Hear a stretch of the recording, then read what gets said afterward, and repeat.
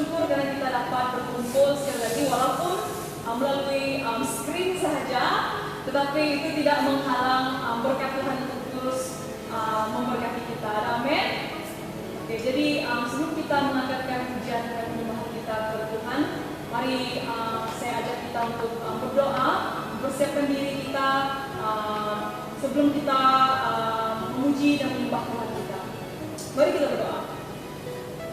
Terima kasih Tuhan, terima kasih Tuhan surga karena Engkau Allah yang selalu memelihara kami Tuhan, selalu ada dan selalu memegang hidup kami Tuhan. Bapa di surga, pada saat ini kami mengucap syukur Tuhan karena Engkau telah memberikan kami hari yang baru, nafas yang baru dan kekuatan yang baru Bapa, sehingga pada hari ini kami dapat Bapa berbakti untuk Engkau Yesus Kristus. Terima kasih Tuhan, pada saat ini kami berdoa khusus bagi jemaat-jemaat-Mu dimanapun mereka berada Tuhan. Biarlah Engkau Allah yang akan terus melawati mereka Tuhan di rumah-rumah Bapa, bahkan jika ada yang sedang bekerja Tuhan, Engkau terus Bapa lawati mereka Tuhan. Biarlah walaupun kami berdoa, walaupun kami bersekutu melalui online Tuhan, kami percaya Bapa bahwa berkat-Mu Bapa tidak limited Tuhan. Haleluya Bapa di surga, ini kami Bapa mempersiapkan diri kami untuk memuji menyembah nama Yesus Kristus. Terima kasih Tuhan. Dalam nama Yesus kami berdoa. Amin. Jadi jemaat Tuhan, kita akan mengangkatkan beberapa pujian dan penyembahan kita pada hari ini. Jadi mari kita sama-sama memuji Tuhan dengan lagu Sukacita Ada di Rumah Tuhan. Sukacita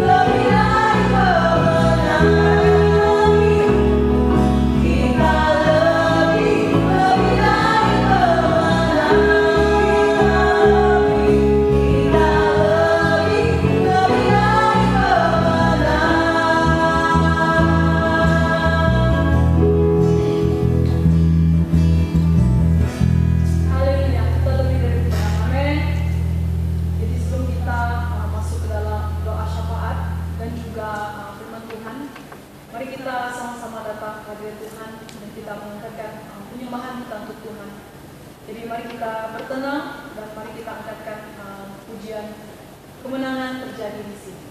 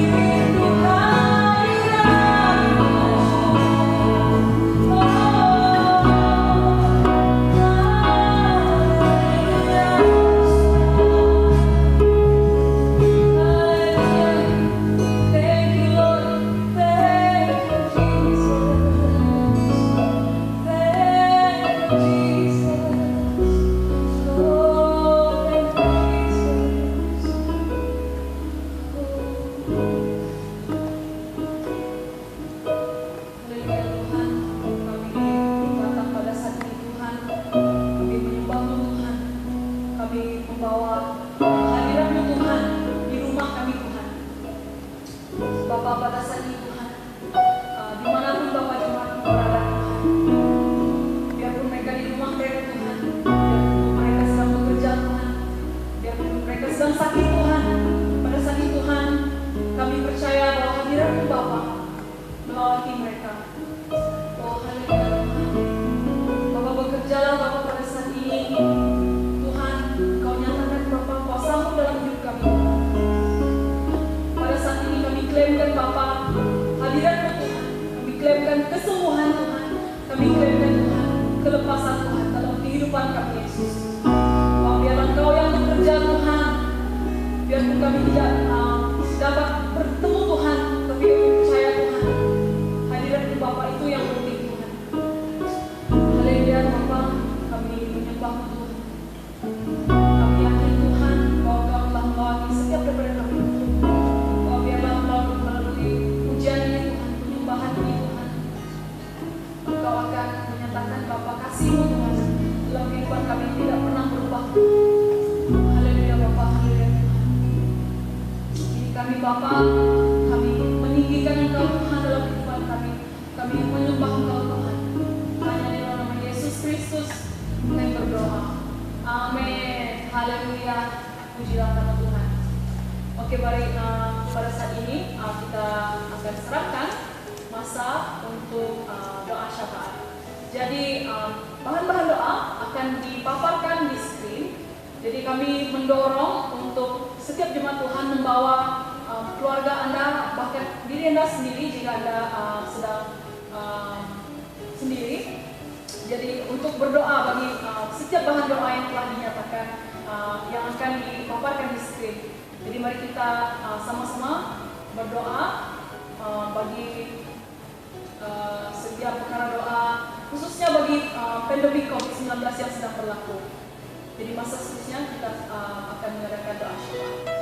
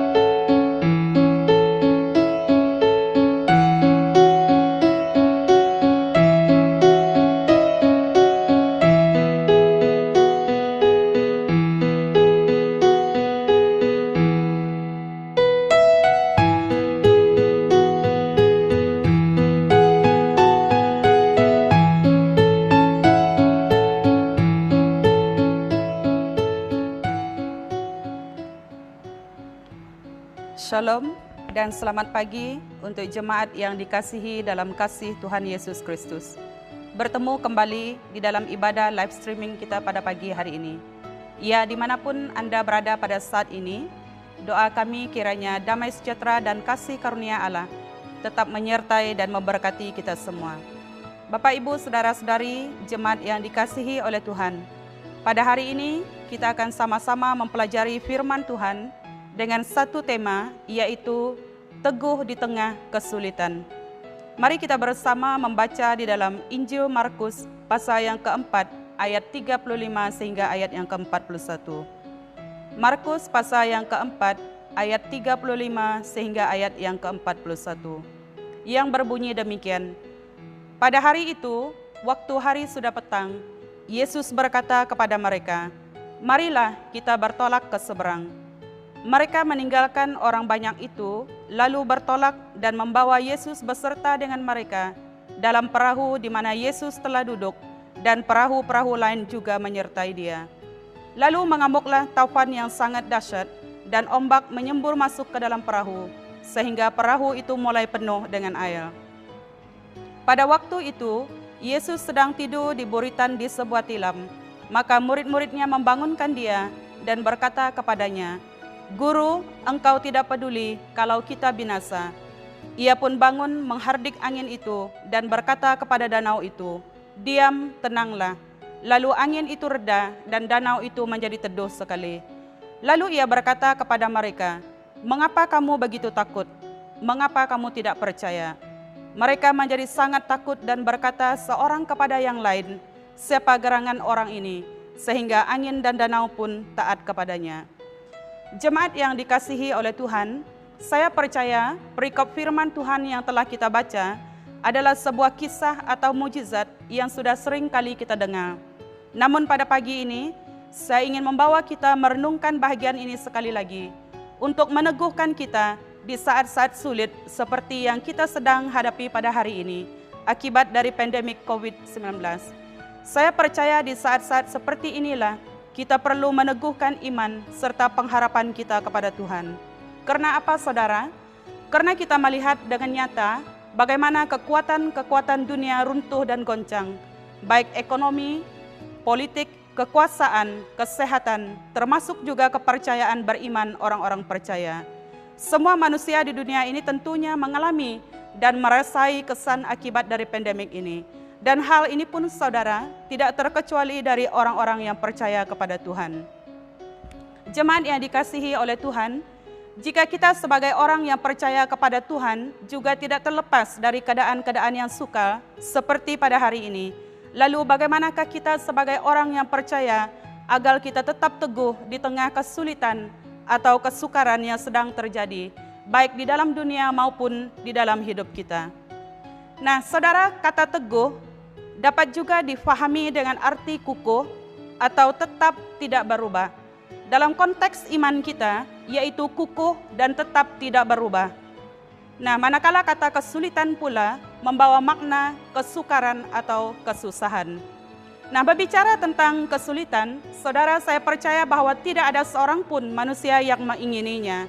Namun kenyataannya, kehidupan kita sentiasa berdepan dengan kesulitan atau kesukaran.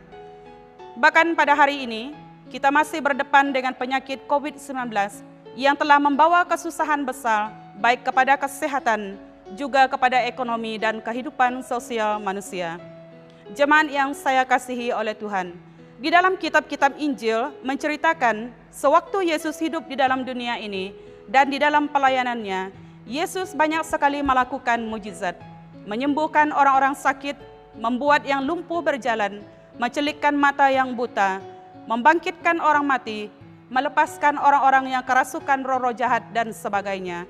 Lalu di bahagian yang telah kita baca sebentar tadi, ia menceritakan mukjizat yang dilakukan Yesus di atas alam, yaitu angin ribut diredakan, yang dicatatkan dalam ketiga Injil, yaitu Matius, Markus, dan Lukas. Kisah ini sebenarnya, saudara, ingin menunjukkan keilahian Yesus, bahwa dia bukan saja berkuasa atas sakit penyakit, berkuasa atas roh-roh jahat, tetapi ia juga berkuasa di atas alam. Nah, dalam pelayanannya bersama dengan para murid, Yesus diikuti oleh orang banyak karena pengajaran-pengajarannya yang luar biasa dan menakjubkan. Ia mengajar dengan banyak perumpamaan untuk memudahkan orang banyak memahami pengajarannya, terlebih melalui mujizat-mujizat. Peristiwa angin ribut diredakan terjadi pada hari yang sama ketika Yesus memberitakan firman dan mengajar orang banyak dari atas sebuah perahu. Waktu hari sudah petang, ia sendiri mengajak murid-muridnya untuk berangkat ke seberang, yaitu menyeberang Danau Galilea. Saudara, danau ini dikatakan pada waktu keadaan biasa, danau ini akan kelihatan tenang.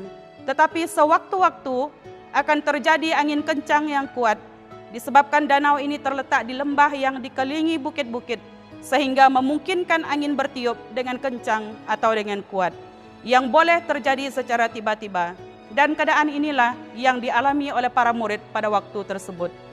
Jemaat yang saya kasihi oleh Tuhan. Nah, melalui peristiwa angin ribut diredakan, ada beberapa pelajaran penting yang dapat kita pelajari. Dan hari ini kita akan melihat 3 hal yang dapat menolong kita agar kita tetap teguh atau kukuh, atau tetap tidak berubah di dalam konteks iman kita, meski di tengah kesulitan atau kesukaran. Yang pertama, saudara, harus kita ketahui bahwa sebagai orang percaya, kita juga tidak terlepas dari masalah. Dari ayat 35 sehingga ayat yang ke-37, kita melihat di ayat yang ke-35 bahwa Yesuslah yang mengajak murid-muridnya untuk bertolak ke seberang. Yesus berkata, marilah kita bertolak ke seberang. Ajakan Yesus untuk mereka menyeberang dan meninggalkan kerumunan orang banyak yang mengikuti dia, tentu saja untuk melanjutkan pelayanan di seberang Danau Galilea. Dan kita melihat selanjutnya, mereka pun bertolak dengan perahu, meninggalkan orang banyak. Mereka masuk ke dalam perahu di mana Yesus juga ada bersama-sama dengan mereka. Dan setelah mereka bertolak dan berada dalam perahu, dengan tiba-tiba angin taufan terjadi. Dikatakan satu taufan yang sangat dahsyat. Ombak menyembul masuk ke dalam perahu, sehingga perahu mereka mulai dipenuhi air. Saudara, ternyata pelayaran mereka berdepan dengan kesulitan, berdepan dengan masalah, yaitu angin ribut yang kuat, ombak yang bergelora, dan perahu mereka mulai dimasuki air. Nah, saudara, bagian ini memberikan pelajaran kepada kita bahwa badai atau masalah boleh saja terjadi bila-bila masa di dalam kehidupan kita. Mungkin ada orang yang berpikir bahwa ikut Tuhan itu semuanya akan menjadi aman dan baik-baik saja. Saudara, satu hal yang harus kita sadari, ketika kita mengikut Tuhan menjadi orang yang percaya, tidak berarti kehidupan kita tidak akan mengalami masalah atau kesulitan. Menjadi orang percaya tidak berarti kita luput dari masalah-masalah yang terjadi di dalam dunia ini maupun di dalam kehidupan kita. Nah, saudara, berbalik kepada cerita ini, ketika Yesus mengajak murid-muridnya untuk bertolak ke seberang, di sini kita melihat ia tidak hanya menyuruh mereka bertolak sendirian, tetapi ia juga bersama-sama dengan mereka. Dia menyertai pelayaran mereka ke seberang danau, dan dia ada bersama dengan mereka di dalam perahu itu. Nah, apakah Tuhan tidak tahu apa yang akan terjadi? Apakah Tuhan tidak tahu akan terjadinya badai atau taufan di danau itu? Saudara, dia pasti sudah tahu. Yesus tahu apa yang akan terjadi. Karena itu ia ada bersama-sama dengan mereka di dalam perahu itu. Nah, kalau kita melihat di dalam perjanjian lama, orang-orang pilihan Allah juga tidak terluput atau tidak terlepas dari masalah dan kesulitan. Di dalam Kejadian pasal yang ke-12, kita melihat kisah di mana Abraham harus pergi ke Mesir karena adanya bencana kelaparan yang terjadi di tanah Negeb. Kemudian kita melihat di dalam Kejadian pasal yang ke-26, Ishak juga harus pergi ke suatu tempat yang bernama Gerar, ke negeri orang Filistin karena terjadi juga bencana kelaparan. Bahkan di Kejadian pasal yang ke-42, anak-anak Yakub harus pergi ke Mesir karena terjadinya bencana kelaparan yang hebat di tanah Kanaan. Dan ini menyatakan kepada kita bahwa umat Tuhan juga tidak terlepas dari masalah dan kesulitan. Jika kita telusuri sejarah umat Israel, pada waktu mereka keluar dari Mesir, dari tanah perhambaan dan perbudakan untuk menuju ke tanah Kanaan, Allah membawa mereka melalui padang gurun selama 40 tahun. Walaupun ada jalan mudah untuk mereka sampai ke Kanaan, Allah membiarkan mereka melalui kesulitan untuk memproses mereka agar menjadi umat yang sungguh percaya dan taat kepada Tuhan. Demikian juga saudara, Kesulitan atau kesusahan yang terjadi di dalam kehidupan kita terkadang menjadi jalan dan cara Allah untuk membentuk kita, membangun iman kita agar kita sungguh-sungguh percaya dan taat kepada Tuhan. Nah, jemaat yang saya kasih oleh Tuhan, hal yang kedua yang dapat kita pelajari dari firman Tuhan agar kita tetap teguh di tengah kesulitan hidup kita ialah miliki sikap yang benar. Di ayat ke-38 kita melihat, pada waktu itu Yesus sedang tidur di buritan di sebuah tilam. Maka murid-muridnya membangunkan dia dan berkata kepadanya, "Guru, engkau tidak peduli kalau kita binasa." Nah, di ayat 38 diungkapkan dengan jelas bahwa murid-murid memiliki sikap yang negatif. Di saat-saat genting, di dalam kesukaran mereka bergelut dengan taufan yang kuat dalam situasi yang cemas dan menakutkan. Yesus malah tidur di buritan atau di bahagian belakang perahu. Lalu mereka datang kepadanya membangunkan dia dan berkata, "Guru, engkau tidak peduli kalau kita binasa." Mereka beranggapan bahwa Yesus tidak memperdulikan kesulitan yang mereka sedang hadapi. Nah, saudara, mengapa mereka sangat takut? Jika kita melihat hampir ke semua murid-murid Yesus, mereka dulunya adalah para nelayan yang tentu sahaja sudah biasa dan sudah berpengalaman menghadapi gelombang di laut. Lalu mengapa dalam peristiwa yang terjadi di danau itu justru membuat mereka sangat ketakutan?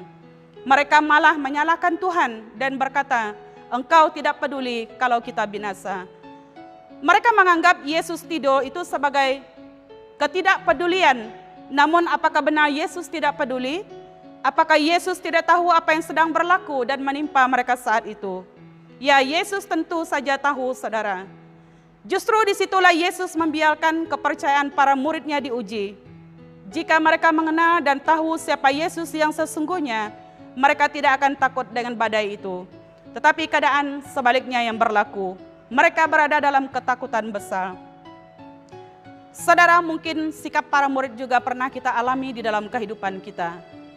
Mungkin kita juga pernah mempersalahkan Tuhan dengan kesulitan atau masalah yang kita alami di dalam hidup ini.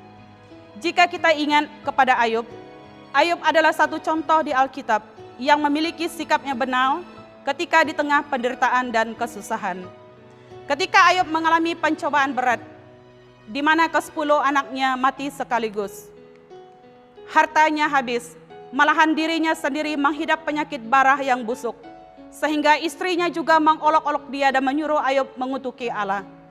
Saya percaya tidak ada orang yang sebanding dengan penderitaan Ayub. Namun ada satu hal yang indah di dalam diri Ayub, saudara. Jika kita membaca di dalam Ayub pasal pertama ayat ke-22, di sana tertulis, dalam kesemuanya itu Ayub tidak berbuat dosa dan tidak menuduh Allah berbuat yang kurang patut. Saudara, inilah sikap yang Tuhan inginkan dari kita. Ketika kita berada di tengah-tengah kesusahan atau kesukaran, kita belajar dari Ayub bahwa pencobaan, penderitaan atau situasi yang buruk yang dialami oleh Ayub tidak menjadi alasan dan tidak menjadi pembenaran bagi Ayub untuk menyalahkan Tuhan.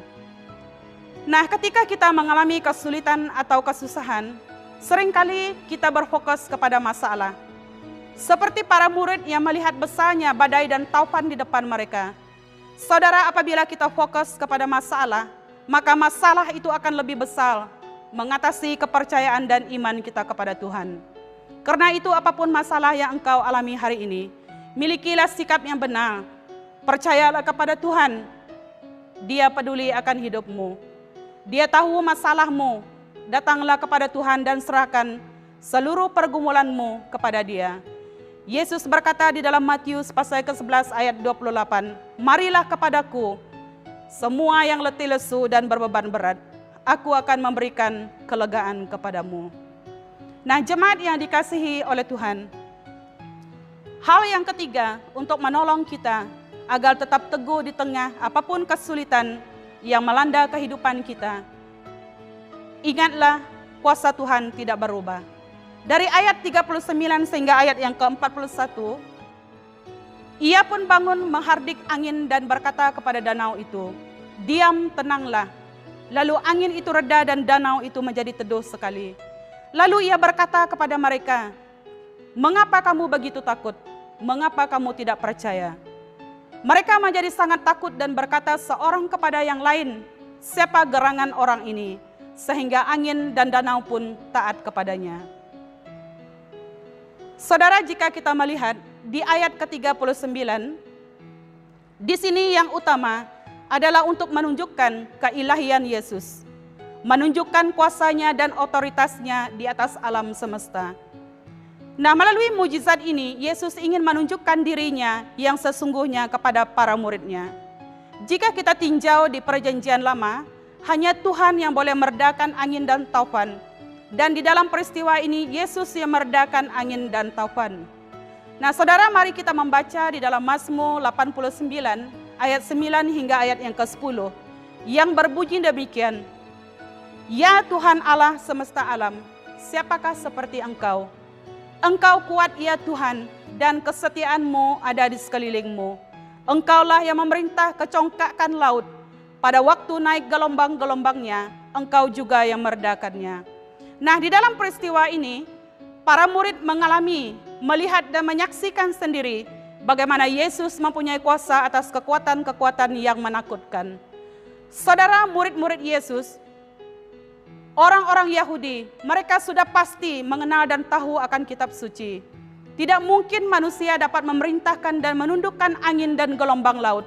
Hanya Allah saja yang sanggup melakukannya. Nah, lalu di ayat yang ke-40, kita melihat Yesus menegur ketidakpercayaan mereka.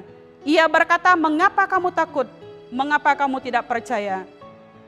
Atau dengan kata lain, belumkah kamu percaya? Bukankah mereka adalah para murid yang selama ini mengikuti Dia, yang mendengar pengajaran-pengajaran dari Yesus, bahkan yang telah melihat dan menyaksikan mujizat-mujizat yang dilakukan oleh Yesus. Namun ternyata saudara, bahwa para murid belum memiliki keyakinan dan kepercayaan penuh kepada Yesus. Nah, pertanyaan Yesus membuat mereka bungkam dan mereka terpaku. Mengapa kamu takut? Mengapa kamu tidak percaya? Saudara, Yesus ingin seandainya mereka yakin dan percaya akan Allah, maka sekalipun ia tertidur, mereka tidak ada alasan untuk takut. Nah, saudara, Yesus Kristus menggenapi apa yang tertulis di dalam Mazmur 107 ayat 28 sehingga ayat yang ke-30e yang berbunyi demikian. Maka berseru-serulah mereka dari kecemasan mereka, dibuatnyalah badai itu diam, sehingga gelombang-gelombangnya tenang. Mereka bersukacita sebab semuanya reda.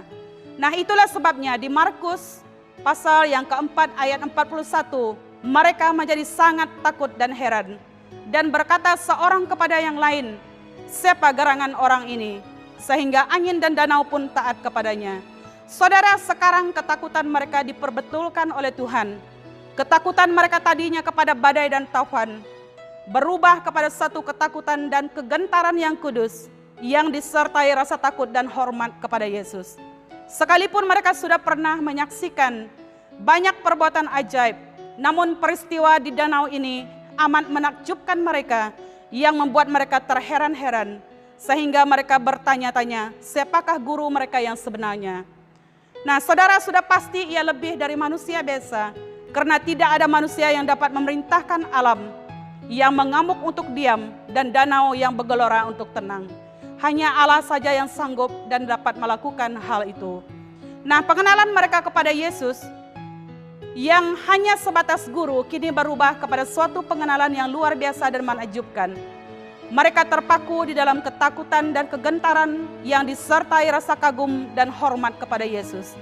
Kepada pribadi yang mereka ikuti selama ini, Dia bukan hanya guru, tabib atau nabi, tetapi Dia adalah Allah. Dia Tuhan, Sang Pencipta alam semesta. Nah, jemaat yang saya kasih dalam Tuhan, hal ini mengajarkan kepada kita bahwa Yesus memiliki kuasa dan Yesus berkuasa di atas segala sesuatu. Nah, keadaan yang terjadi di dalam dunia hari ini, saudara, di luar kawalan manusia. Namun segala sesuatu yang terjadi di dunia ini juga berada di dalam kuasa Tuhan. Dia Allah yang berdaulat, Dia Allah yang tetap bekerja dalam segala sesuatu yang terjadi di dalam dunia ini.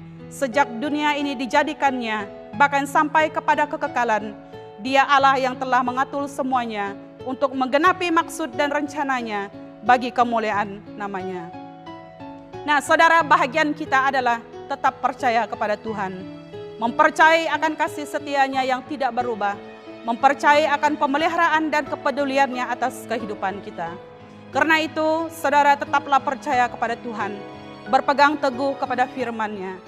Jemaat yang saya kasihi oleh Tuhan, sebagai penutup untuk firman Tuhan hari ini, dan sebagai dorongan untuk kita semua. Saudara, di dalam hidup ini, ingatlah ada 2 perkara besar yang sudah Yesus lakukan untuk saudara dan saya. Pertama, persoalan kita yang terbesar yaitu dosa sudah diselesaikan Tuhan di atas kayu salib. Kedua, ketakutan kita yang terbesar yaitu kematian sudah dikalahkan oleh Tuhan di dalam kuburnya yang kosong. Nah, kalau persoalan kita yang terbesar, ketakutan kita yang terbesar sudah ditangani oleh Yesus, apakah yang membuat kita takut lagi? Di dalam Roma pasal yang ke-8 ayat 35, ayat 38 sehingga ayat 39 berkata, siapakah yang akan memisahkan kita dari kasih Kristus? Penindasan atau kesesakan atau penganiayaan, atau kelaparan atau ketelanjangan, atau bahaya atau pedang. Sebab aku yakin bahwa baik maut maupun hidup, baik malaikat-malaikat maupun pemerintah-pemerintah, baik yang ada sekarang maupun yang akan datang, atau kuasa-kuasa baik yang di atas maupun yang di bawah, ataupun sesuatu makhluk lain, tidak akan dapat memisahkan kita dari kasih Allah yang ada di dalam Kristus Yesus Tuhan kita. Itulah sebabnya saudara, kita tenang dan kita menjadi kuat. Sekalipun keadaan dunia ini berubah, keadaan sekelilingmu berubah, kesehatanmu juga mungkin berubah, ekonomi di dalam keluarga kita juga berubah. Percayalah dan ingatlah, tidak ada satupun perkara di dalam dunia ini yang dapat menghentikan atau memisahkan kita dari kasih Kristus. Haleluya. Karena itu jadilah kuat dan teguh, karena Tuhan mengasihimu. Amin. Haleluya. Dan mari kita berdoa. Kita akhiri firman Tuhan ini, dan saya akan memimpin kita dengan doa. Ya Tuhan, kami akhiri sesi ibadah kami pada hari ini dengan menaikkan segala pengucapan syukur dan terima kasih kami kepada Tuhan di atas segala pimpinan dan penyertaan-Mu. Tuhan, kami percaya bahwa Tuhan telah memberkati kami melalui firman-Mu pada pagi hari ini. Walaupun hamba-Mu telah berhenti berbicara, namun kami percaya bahwa kuasa firman Allah yang hidup akan terus bekerja di dalam hati kami. Hamba-Mu berdoa pada pagi hari ini Tuhan, agar Engkau memberkati semua jemaat-Mu dimanapun setiap jemaat Tuhan berada pada pagi hari ini. Tuhan, teguhkanlah iman kami, teguhkanlah pengharapan kami di tengah-tengah kesulitan, kesukaran dan kesusahan yang kami alami di dalam dunia ini, bahkan yang kami alami di dalam kehidupan kami. Biarlah Tuhan memimpin kami agar kami terus percaya kepada Engkau dan tetap memiliki pengharapan yang penuh di dalam Tuhan. Terima kasih Tuhan, terpujilah nama-Mu. Kami bersyukur dan memuji Tuhan pada pagi hari ini. Jika persoalan kami yang terbesar yaitu masalah dosa telah diselesaikan oleh Tuhan di atas kayu salib, bahkan ketakutan kami yang terbesar yaitu kematian telah dikalahkan oleh Tuhan di dalam kuburnya yang kosong, maka pada pagi hari ini Tuhan, kami tidak perlu merasa takut dan gentar dengan apapun keadaan yang sedang terjadi dalam dunia hari ini. Meskipun keadaan dunia berubah, keadaan sekeliling kami berubah, namun semuanya Tuhan tidak akan dapat menghentikan kasih Tuhan, tidak akan dapat memisahkan kami dari kasih Kristus. Kami bersyukur kepadamu ya Tuhan, oleh karena Engkau adalah Allah yang hidup dan Allah yang telah mengasihi kami. Tuhan, sekali lagi kami berdoa, menyerahkan minggu yang akan datang ini ke dalam tangan-Mu. Kami berdoa, marilah kiranya tangan pengasihan-Mu ada di atas seluruh kehidupan jemaat-Mu. Berkatilah seluruh jemaat-Mu di dalam segala usaha, pekerjaan, dan tanggung jawab mereka. Kami juga berdoa pada pagi hari ini Tuhan, jika ada di antara anggota jemaat yang sakit, yang dalam kelemahan tubuh, ulurkanlah tangan-Mu yang penuh dengan kasih, sembuh dan pulihkanlah mereka. Yang sedang berada dalam keadaan duka cita, Tuhan hiburkan dan beri kekuatan untuk mereka. Jika ada di antara jemaat-Mu yang mengalami berbagai masalah, pergumulan dan kesusahan di dalam hidup mereka, penderitaan dalam kehidupan mereka, Tuhan tolong mereka Bapa, berikan jalan keluar untuk mereka, dan berkati serta cukupkan keperluan umat-Mu baik secara jasmani dan rohani. Terima kasih Tuhan, terpujilah nama-Mu. Kami kembalikan segala pujian, syukur dan hormat kami kepada Yesus yang layak ditinggikan, yang layak disembah dan yang layak diagungkan. Terima kasih Tuhan. Kami percaya kasih daripada Allah, anugerah di dalam Yesus Kristus, dan penyertaan Roh Kudus menyertai dan memberkati kami semua. Di dalam nama Tuhan Yesus, kami telah berdoa dan mengucapkan syukur. Amin.